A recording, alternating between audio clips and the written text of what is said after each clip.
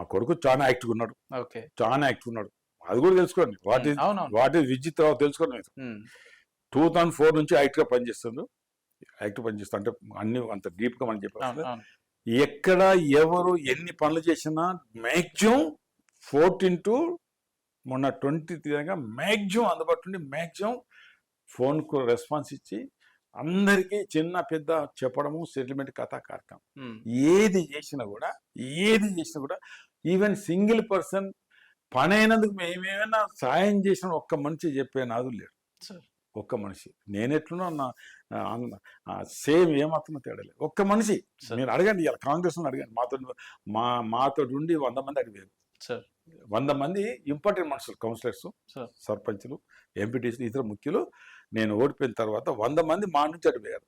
ఆ 100 మందిని అడగండి, ఎప్పుడైనా విద్యుత్ మీకు పనిచేశాడు దివాకర్ ఆబ్సెన్స్ లో, ఏదైనా మిమ్మల్ని ఆశించని అడగండి. అటు వేళ్ళైతే చెప్పాలి కదా సార్, చెప్పలేదు. అంటే 100% రేపు విద్యుతే కాంటాక్ట్ చేస్తారు. డిఫరెంట్ గా ఇందులో అయితే క్లారిటీ ఉన్నారు మీరు. ఇందులో అయితే క్లారిటీ 100% విజన్ లో ఉన్నారు.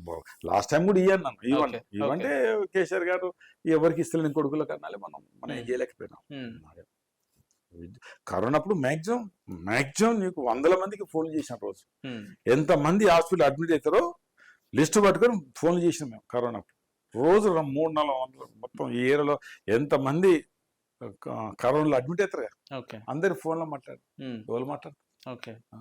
కొంతమంది డబ్బు కలెక్ట్ చేసిన వాళ్ళకు సరుకులు ఇచ్చేసాం, మేము కొంత డబ్బు చేసాం, కొంత మెడిసిన్ ఇచ్చేసాం, డబ్బు కలెక్ట్ చేసి మేము కొంత ఇచ్చేసి, కానీ ప్రతి ఒక్కరిని ఫోన్ చేసి మాట్లాడి హాస్పిటల్ పడ్డారు.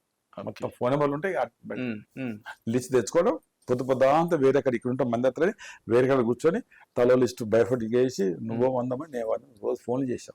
రాజకీయంగా అయితే మీ వారసులు అరంగేట్రం చేయబోతున్నారు భవిష్యత్తులో. 100% కాంటాక్ట్ చేస్తారు. చేయాల్సి వస్తే ఎక్కడి నుంచి చేస్తారు? ఇక్కడిని. లాస్ట్ టైము వాస్తవంగా 8 పాసల ముందు మార్నింగ్ 5-6 ఊళ్ళో ఉన్నాడు. ఎర్లీ అవర్ 6, నైట్ 11కి వచ్చింది. ఒకసారి ఒక్కొక్క ఇంట్లో 5 to 10 minutes టైం స్పెండ్ చేశారు. ఒక 25,000 ఇల్లు తిరిగిండు. అంటే బదార్మంట నమస్తే కాదు, ఇంట్లో కూర్చొని minimum 5 maximum 10 minutes. More than 25,000 houses ఒక 8 మాసం. మార్నింగ్ 6కి అక్కడ ఊళ్ళో ఎంటర్ అయ్యాడు. ఇక్కడి నుంచి 45 కిలోమీటర్ కూడా అక్కడ పోయి ఒకసారి రాత్రి 9, 10, 11 అట్లా. అంటే మళ్ళీ జస్ట్ లంచ్ వేరుగా తెప్పించుకోవడం, లంచ్ తినేసుకోవడం, మళ్ళీ కంటిన్యూ చేయడం. రాత్రి 8, 9, 10, 11 ఇంటికి వచ్చారు 11. అంటే డెఫినెట్ ఆయనకే టికెట్ ఇస్తారు, బాగుంటది. కానీ ఒక 8 మాసాలు 8 మాసాలు 100 days ప్రోగ్రామ్ వస్తే బాగా చేసి. సో నమ్మకం ఉందా సార్ ఇప్పుడున్న ఎమ్మెల్యే కాదని చెప్పి మళ్ళీ నడిపల్లి కుటుంబానికే పట్టం కట్టబోతున్నారు మంచిర్యాల ప్రజలు? ఆ రకంగా మీరు చేపించుకుంటారు? 100% బాగుంటుంది వల్ల ప్రజల నాటి ప్రకారం 100% దివాకర్ రావు తప్ప మరొక కుటుంబానికి ఓటేస్తే లాభం లేదు. దివాకర్ రావు ఈ నెల రాజకీయాల్లో ప్రతిపక్షం కానీ మరో పక్షం కానీ ఏ వ్యక్తి అయినా ఏదన్నా పెళ్లి మంచి చెడ్డ ఎక్కడ కూడా పక్షపాతం చూపెట్టలేదు. ఎవరు పిలిచినా, ఏ పార్టీ పిలిచినా, వాళ్ళు పిలిచినా పిలవకుండా, అంటే ఆపద ఉన్నప్పుడు పిలవకుండా పోతాం, ఫంక్షన్ అయితే పిలితే పోతాం, ఉంటే పోం కదా. ఆపద ఉంటే పిలిచే అవసరం లేదు. ఆపద ఉంటే పార్టీ బేస్ లేకుండా పనిచేసిన వ్యక్తి దివాకర్ అనేది.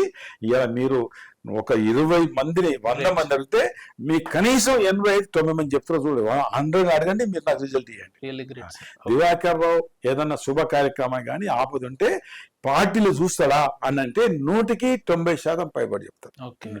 ఇవాళ ఆయన అడిగితే 180%-90% తప్పు చెప్తారు. ఆయన ఇంకో దానికి పోవద్దంటాడు, వేరే పార్టీ వాళ్ళకి పెళ్లిగే పోతాం. కేసీఆర్ బాగా వాస్తవం చెప్పాలంటే కొల్ల మనసున్న మనిషి ఆయన. ఆయన దగ్గర ఉన్న వ్యక్తిని దూరం చేసిన ఆలోచన లేదు. మన దగ్గర ఉన్నాడు, మనకు పని చేసిండు, టికెట్ ఇచ్చాను, గెలిచాడు, పని చేస్తుండ్రు, కొంత అటు ఇటు ఓటింగ్ ఉంటుంది కావచ్చు, కానీ మనకు మీద నమ్మకం విశ్వాస్తున్నాడు. మనం అలాంటి వాళ్ళకి డోకా చేత ఖచ్చితంగా ఇవ్వాలి, వాళ్ళకి గెలిపించుకోవాలని ఒక పట్టుదల ఉన్న వ్యక్తి కేసీఆర్. డోకా చేసి మనిషి కాదండి, డోకాబాజీ కాదండి, అభిమానం ఉన్న మనిషి. అందుకే అంతమంది టికెట్ ఇచ్చారు. ఏంటి సార్ కేసీఆర్ లో నచ్చే వ్యక్తిత్వం ఏంటి మీకు? అంటే మీ ఇద్దరు కలిసినప్పుడు ఎలాంటి మాటలు ఆయన మాట్లాడుతుండే, ఎలాంటి సన్నివేశాలు మీ ఇద్దరి మధ్యలో ఉంటుండే? నేను ఫస్ట్ 99లో నేను ఎమ్మెల్యే గెలిచాను సార్. ఆయన డిప్యూటీ స్పీకర్ సార్. ఆయన మాకు ఎమ్మెల్యే కోట అలాట్ చేయాలి. అసెంబ్లీ తర్వాత ఆయన దగ్గర వెళ్ళాను. డిప్యూటీ స్పీకర్ హాల్కు. వాస్తవంగా ఆయన అన్నం తింటే నన్ను కూడా భోజనం చేయమన్నాడు. తిన్నా. ఇప్పుడు కేశవ్ గారికి గుర్తుందో లేదు కానీ భోజనం చేసేటప్పుడు దివాకర్ రావు ఒకసారి మనం గెలిచిన తర్వాత మళ్ళీ మనం కాంటెస్ట్ చేసేంత వరకు ఓడిపోవద్దు, ఆ రకంగా ప్రజలతో మమేకే ఉండాలన్నమాట మాట్లాడిండు. 100%. గుర్తుంది మీకు? 100%. అంతమంది పెద్ద సంబంధం లేదు, అంతమంది సంబంధం లేదు. వాస్తవంగా 99 బిఫోర్ నాకు పెద్ద సంబంధం లేదు. ఆయన డిప్యూటీ స్పీకర్, నేను ఎమ్మెల్యే. ఉంటారు కదా దివాకర్, ఆయనే అలాట్మెంట్ చేయాలి. ఆయన ఛాంబర్, ఇప్పుడు అసెంబ్లీ ఫస్ట్ ఛాంబర్ ఉంటుంది, అదే ఛాంబర్. ఆయన భోజనం చేస్తున్నా, నన్ను కూడా భోజనం చేస్తున్నా. ఈ మాట మాట్లాడు. ఒక్కసారి గెలిచిన తర్వాత కాంటెస్ట్ చేసేంత వరకు ఓటం అనేది మనకు ఉండద్దు అంటే, ఆ రకంగా మనం మమేకమే ఉండాలన్నమాట మాట్లాడి. అంటే నేను కూడా మొత్తం నుంచి సిన్సియర్ అనుకోండి, సిస్టమేటిక్గా సిన్సియర్, తప్పుడు మాట్లాడకపోవడము, పార్టీ డోకా చేసే వ్యక్తిని కాదు. 100% లాయల్ అంటే లాయల్, 100%. కానీ ఇప్పుడున్న రాజకీయ పరిస్థితులలో సార్, చిన్న ఒక కార్పొరేటర్ గా గెలిచిన వ్యక్తి, లేదంటే ఒక మున్సిపల్ చైర్మన్ గానీ, లేదంటే ఎవరైనా చిన్న స్థాయిలో ఉన్న వ్యక్తులే గెలవంగానే భూ కబ్జాలు అని చెప్పి, లేదంటే రౌడీజం అని చెప్పి, దౌర్జన్యం అని చెప్పి, ఇలాంటి ఆరోపణలు ఉన్నాయి. ఇన్నేళ్ల రాజకీయ జీవితంలో ఎలాంటి మచ్చ లేకుండా ఇన్నేళ్లు జీవితాన్ని, లేదంటే రాజకీయ జీవితాన్ని, వ్యక్తిగత జీవితాన్ని లాక్కొచ్చిర్రు అని అంటే ఏం సార్ మీ వ్యక్తిత్వానికి నిదర్శనం ఏంటంటే? అంటే ఒక ఆలోచన మొదటి నుంచి ఏంటంటే, కొంచెం ఇక పేర్లు చెప్పే అవసరం లేదు కానీ కొంతమంది నమ్మి, అంటే గాంధీ గారు ఒక మంచి ఆలోచిస్తారు, దేశం స్వాతంత్రం ఇచ్చారు అని కొంతమంది ఇష్టపడేవాళ్ళని. అప్పుడు ఇందిరాగాంధీ కూడా వాస్తవంగా ఇష్టపడేవాడిని, ఇందిరాగాంధీ కూడా ఇష్టపడేవాడిని, గాంధీ గారిని బాగా ఇష్టపడేవాడిని, అంబేద్కర్ గారిని ఇష్టపడేవాళ్ళు. అంటే వాళ్ళందరూ ఒక సిస్టమేటిక్ గా డబ్బుతో స్వాతంత్రం తెలియదు, ప్రజా అభిమానంతో స్వాతంత్రం వచ్చిన గాంధీ గారి నాయకత్వంలో. అంతే కదా, ఇంకేం డబ్బులు ఖర్చు పెట్టి జనం పోగేసి ఆంగ్లేయ మీద దాడి చేయలేదు కదా. అంటే మనము మంచిగుంటే మన పేరు స్థిరస్థాయిగా ఉంటుంది అని ఒక నమ్మకం పెట్టుకున్నాం. మనకి ఇవన్నీ అంటే, నేను స్టూడెంట్ అప్పుడు కూడా నేను బాగా హెల్పింగ్ నేచర్, కాలేజీలో సీట్లు ఇప్పించడము, ఐటీలో సీట్లు ఇప్పించడము, పిల్లలకు విద్యార్థి ఉన్నప్పుడు పేదలకు అప్పుడు కాలేజీలో బుక్స్ ఇస్తారు పేద స్టూడెంట్స్ కి. వాళ్ళు లేకున్నా వాళ్ళతో అప్లికేషన్ పెట్టించి వాళ్ళు వచ్చిన వాళ్ళ బుక్లు ఇప్పించేవాడిని. డిగ్రీలో అంటే పేదలకు కొన్ని బుక్లు ఇచ్చేవాళ్ళం, నెంబర్ ఆఫ్ కాలేజీలో సీట్లు ఇప్పించేవాడిని. ఐటీఐ, ఇక్కడ ఐటీఐలో లక్షణాలు అప్పటి నుంచే రెగ్యులర్ గా నేను 70-75 రోజు వాస్తవంగా పోలీస్ స్టేషన్ పోయి ఇలా ఉంటే వాళ్ళు ఇప్పించే కార్యక్రమం, హాస్పిటల్ ఉంటే వాళ్ళ పోయి హాస్పిటల్ పోయి వాళ్ళు చూసే కార్యక్రమం, పోలీస్ ఉంటే ఇప్పించే కార్యక్రమం, బ్యాంకులు పోయి లోన్ ఇప్పించే కార్యక్రమం. అది 1972 నుంచి నా స్టార్ట్ అయ్యింది. అన్ని చేసిన సింగరేణిలో ఉద్యోగాలు ఇప్పించిన 1978లో నేను కౌన్సిల్ కాకముందే ఉద్యోగాలు ఇప్పించాను సింగరేణిలో. ఒకేసారి బహుశా నియర్ అప్పుడు 60 మందికి ఇప్పించాను సింగరేణిలో జాబ్.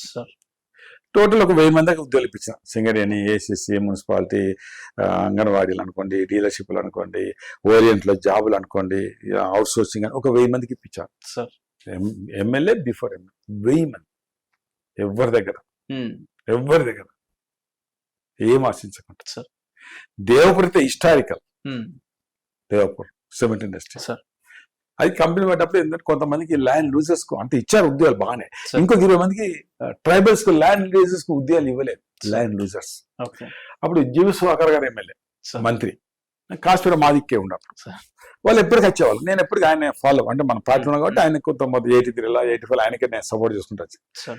వాళ్ళు వచ్చి రాలేదు. హైకోర్టు కూడా డిసిషన్ ఇచ్చింది, ఈ ల్యాండ్ లూజర్స్ ట్రైబల్ కి 20 మందికి ఉద్యోగాలు ఇవ్వాలి. హైకోర్టు, జిల్లా కలెక్టర్ కూడా ఇది ఇచ్చింది, ఆర్డర్ ఇవ్వాలని. ఓరియంట్ సుప్రీంకోర్టు పోయింది. ఈ లబ్ధిదారు పోలంటే పోలేరు కదా. సుప్రీంకోర్టు ఒక కేసు ఫైల్ చేయాలంటే ₹1,00,000, 30 ఏళ్ళ కింద ₹1,00,000 కట్టే శక్తి ఉన్న వాళ్ళకి నేను ఎమ్మెల్యే గెలిచాను. ఫస్ట్ సెకండ్ టైం కంపెనీ అతని పని పడ్డది. జాక్వేల్ ఉన్న ఎక్స్టెన్షన్ నాగరికి వచ్చారు, హియరింగ్ ఉంటుంది, పబ్లిక్ హియరింగ్, నాగరికి వచ్చారు కంపెనీ యాజమాన్యం.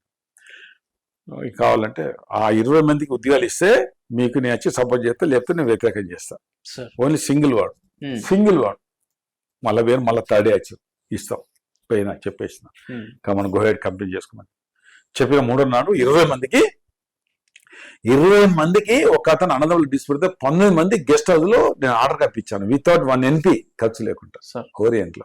అప్పుడు ఉద్యోగాలంటే 5 lakhs బయట ఉద్యమం పెట్టాడు 5-6-7 లక్షలు 10 లక్షలు. అసలుంటిది 2008-7 మొత్తం మీద 2008 అనుకుంటా 20లో ఒక అన్నదమ్ముల డిస్ప్యూట్ ఇవ్వలేకపోయినా 19 మందికి నేను ఆర్డర్ ఇచ్చి వచ్చాను సార్. అది ఎంత ఇష్యూ చెప్పండి. ఒకవేళ నేను కంపెనీతో నేనేమన్నా వేరే రకంగా ఆలోచిస్తే ఆ ఉద్యోగాలు వచ్చేది కాదు కదా. అవును చెప్పండి సార్. 20 మంది ఎవరు చేస్తారు చెప్పండి. అవును. ఎవరు చేయరు. ఎవరైనా తా లాభం చూసుకుంటారు.